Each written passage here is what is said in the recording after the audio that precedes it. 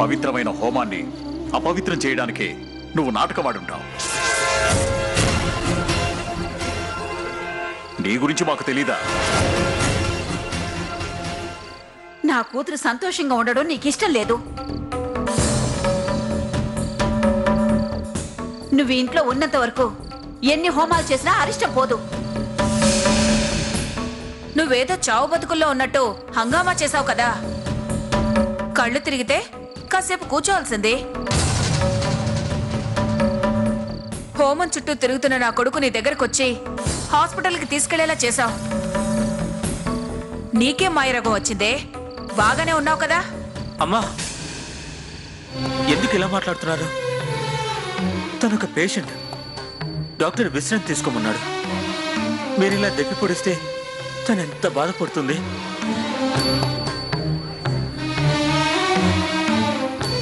ఏ అరిష్టము తలెత్తకూడదని హోమం జరిపిస్తుంటే అదేమో తల తిరిగి పడిపోయింది.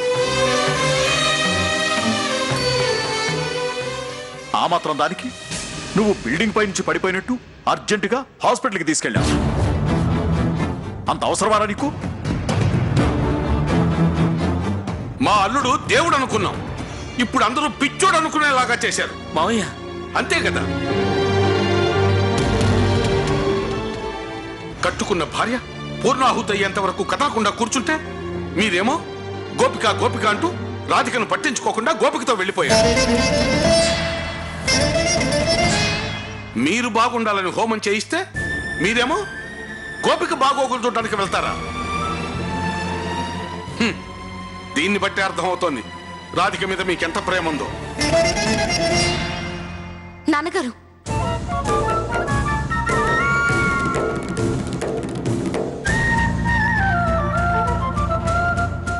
మాధవ్కి నా మీద ప్రేమ ఉంది, అలాగే గోపిక మీద జాలుంది.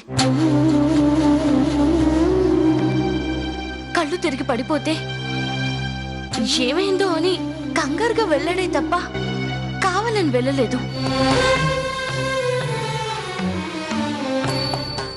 ఏంటి రాధిక ఇలా మాట్లాడుతున్నావు? నువ్వు ఇలా చేస్తే మేమంతా నిన్ను చూసి జాలి పడాలి. నీ మొగుడు దీన్ని చేతుల్లో మోసుకుని పరిగెడుతుంటే ఆపద్బాంధవుడు అనుకున్నావా? నువ్వు నిలదీయడం మానేస్తే నువ్వు నిలువునా మునిగిపోతావే. జాగ్రత్త. ఏరా మాధవ్, మేమిక్కడ ఇంతమంది ఉన్నాం, నువ్వే దాన్ని తీసుకుని హాస్పిటల్కి వెళ్ళాలా? ఏ మేం తీసుకెళ్తే డాక్టర్లు చూడరా? అది కాదమ్మా. సంజాయిషీలొద్దు. సమాధానం కావాలి. ఒక పక్కన పంతులు గారు, మీ నాన్నగారు, మీ మావయ్య గారు అందరూ పూర్ణాహుతి పూర్తి కాకుండా ఎక్కడికి వెళ్ళకూడదని మొత్తుకుంటూనే ఉన్నారు. ఎవరి మాట ఖాతరు చేయకుండా దాన్ని మోసుకుని హాస్పిటల్కి ఎందుకు వెళ్ళావు?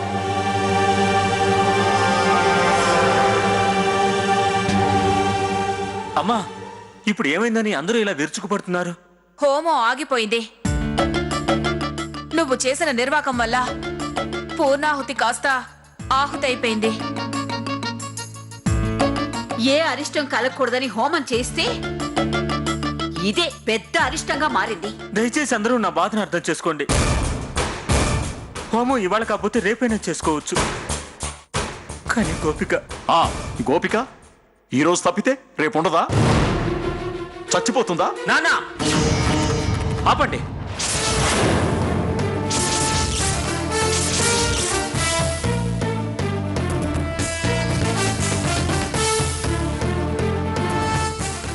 ఎవరికి ఏం పట్టదా? ఎవరి గోల వారిదేనా? ఉన్నట్టుండి గోపిక అరుస్తూ పడిపోతే నేను హాస్పిటల్కి తీసుకెళ్ళటం తప్పైందా?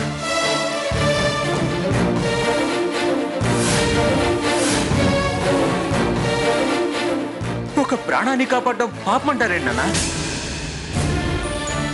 మీరందరూ గోపికను ఎందుకు టార్గెట్ చేస్తున్నారు? ఒకప్పుడు పరిస్థితులు అలా ఉండి నన్ను రాధికను కష్టపెట్టిన మాట వాస్తవమే, కానీ తన పరిస్థితి ఇప్పుడేమీ బాగోలేదు.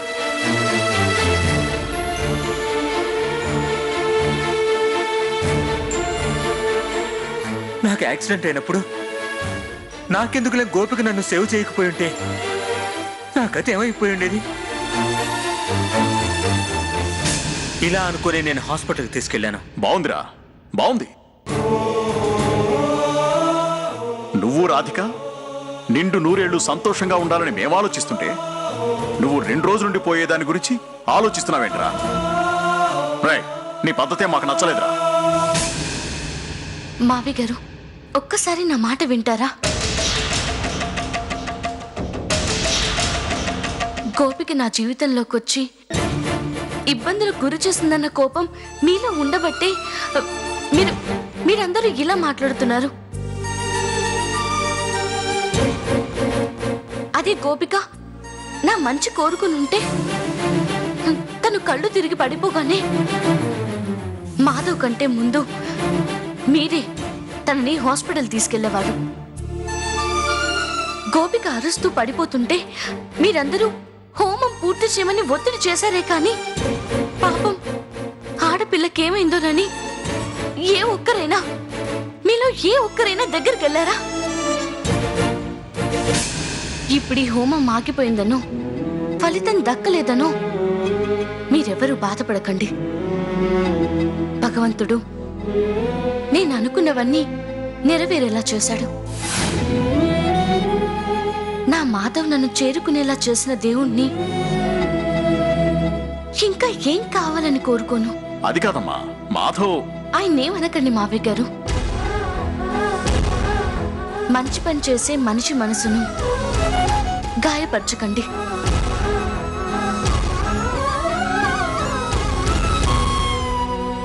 గోపికని లోపలికి తీసుకెళ్ళు మాధవ్. నీకు తెలియదు, నువ్వు ఆగమ్మా. గోపిక సంగతి ఈరోజు అటో ఇటో తేలిపోవాలి. నాన్న, ఈ విషయం ఇంతటితో ఆపేయండి. పద గోపిక.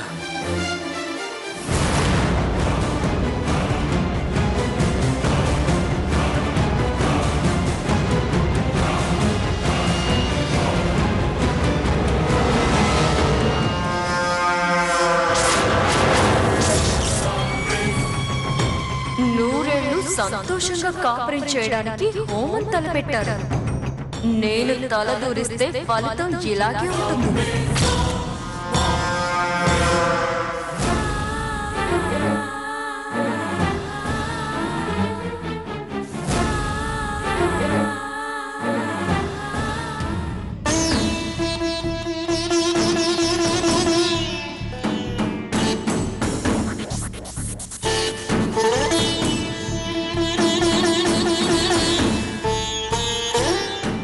గోపిక టైం దగ్గర పడింది. తను ఇంకో 24 గంటల నుంచి బతకదు.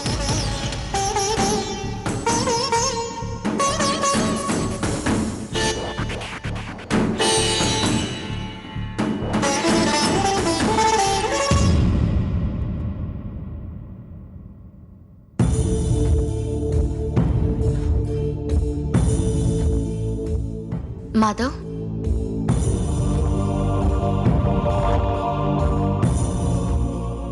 పొద్దుటి నుంచి పచ్చి మంచినీళ్ళైనా తాగలేదు. ఇదిగోండి, పాలు తాగండి.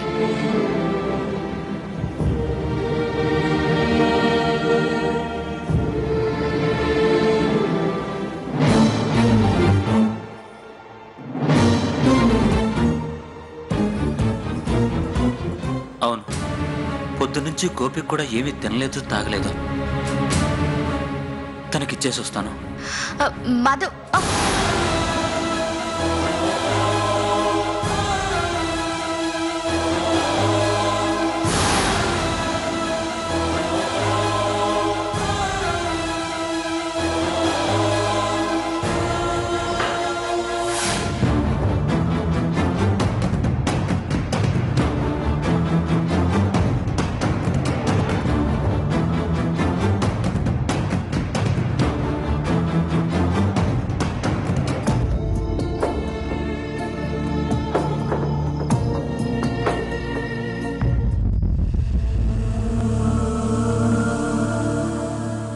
గోపిక,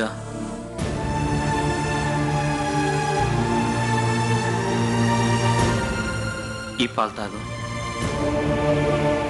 పొద్దున్నుంచి నువ్వేం తినలేదు. ఇలాగే ఉంటే నీకు నీరసం వచ్చేస్తుంది. ఈ పాలు తాగు.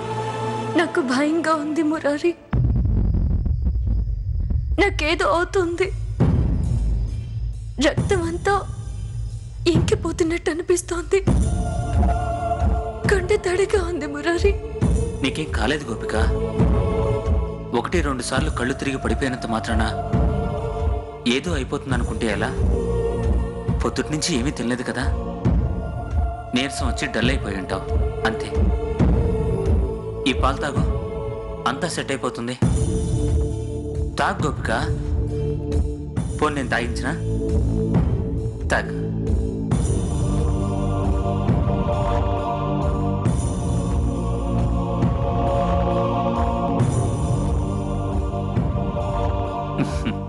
Good girl. టెన్షన్ ఏం పడకుండా కళ్ళు మూసుకొని ప్రశాంతంగా పడుకో. మురారి, నన్ను వదిలేసి వెళ్ళిపోతున్నావా? నేనెక్కడికి వెళ్తాను? ఇక్కడే ఉంటాను గోపిక. ఇవన్నీ ఆలోచించకుండా రెస్ట్ తీసుకో, ఓకే?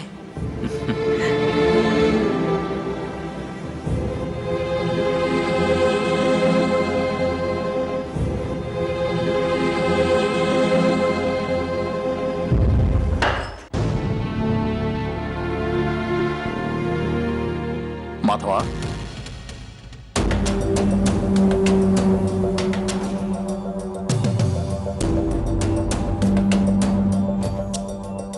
అతిథి మర్యాదలు అయిపోయాయా?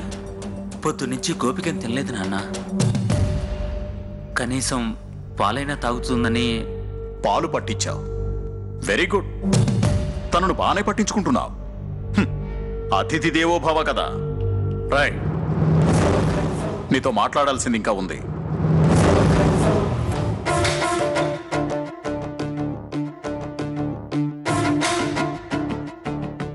ఏ వయసులో ముచ్చట ఆ వయసులోనే తీరాలని నీ పెళ్లి చేశాం. కానీ అది 3 నాళ్ల ముచ్చటగానే మిగిలిపోయింది. అలా ఎందుకు అనుకుంటున్నారు నాన్న? మళ్ళీ రాధిక నేను ఒకటయ్యాంగా. ఎలా, ఏ విధంగా ఒకటయ్యారా? అంటే తండ్రి కొడుకులు ఇలా మాట్లాడుకుంటారో లేదో తెలియదు, కానీ నీకు తెలుసో తెలీదు అని నేనిలా మాట్లాడుతున్నాను. రాధిక నీ మీద ఎన్నో ఆశలు పెట్టుకుని నీ జీవితంలోకి అడుగు పెట్టింది. తనని సంతోష పెట్టాల్సిన బాధ్యత నీకుందిరా. ఒరేయ్, పెళ్ళే ఇన్నాళ్ళైనా మీ శోభనం కాలేదురా.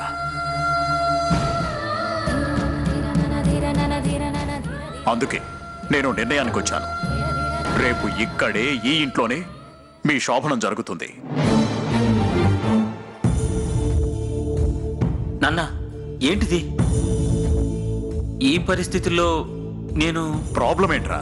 ఇప్పుడు ఏ సమస్య లేదు కదా. అవును బాబు, హోమం చేయించడానికి వచ్చిన పంతులు గారు కూడా ఈ 2 రోజులే మంచి ముహూర్తాలు ఉన్నాయన్నారు. కష్టమో అరిష్టమో వచ్చి మీ శోభనం వాయిదా పడుతూనే వచ్చింది. ఇప్పుడు ఆ తంతు కాస్త పూర్తి చేస్తే ఇక మా మీద ఏ భారం ఉండదు. కానీ అత్తయ్య... కానీ గీని అని ఏవో కథలు చెప్పకరా. ఇన్నాళ్ళు రాధిక చేసిన పూజల వల్ల నువ్వు తిరిగి వచ్చావు. ఇక నిండు 100 ఏళ్ళు నీతో కలిసి నడవాలంటే మొదటగా తను శోభనవ గదిలో అడుగు పెట్టాలి. మీ మటుకు మీరు చెప్పుకుంటూ పోతారా? సిచ్యువేషన్ అర్థం చేసుకోరా? అవతల గోపిక...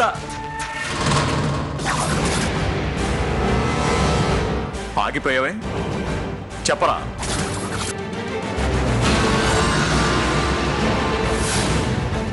ఎప్పుడు గోపిక గోపిక గోపిక తప్ప వేరే పేరు లేదా నీకు? ఎరా, నీ నోటి వెంట గోపిక తప్ప వేరే మాట రాదా? వద్దు నాన్న, ఇప్పుడు శోభనం వద్దు, ఏమొద్దు. 2 రోజుల్లో వదిలేయండి. ఒరేయ్, మావయ్య, మాధవ్ని ఇబ్బంది పెట్టకండి. నువ్వు ఊరుకో అమ్మా. వీడిని వదిలేస్తే మనకు దొరకడు. నువ్వు చేసిన పూజలకు వ్రతాలకు అర్థం లేకుండా పోతుంది. రైట్ మాధవ, నీ ప్రాబ్లం ఏంటో చెప్పరా. నాకేం ప్రాబ్లం లేదు నాన్న. మరి ఇంకేంటి ప్రాబ్లం?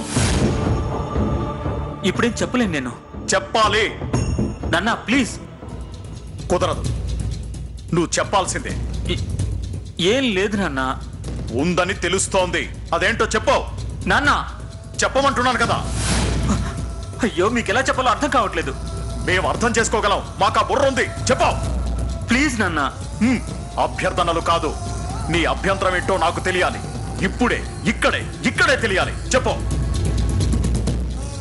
నువ్వు చెప్పకపోతే నా మీద ఒట్టే.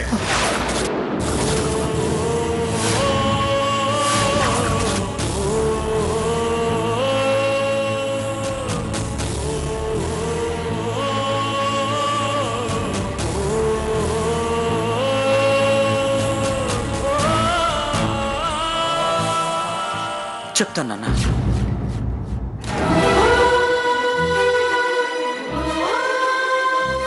చెప్తాను.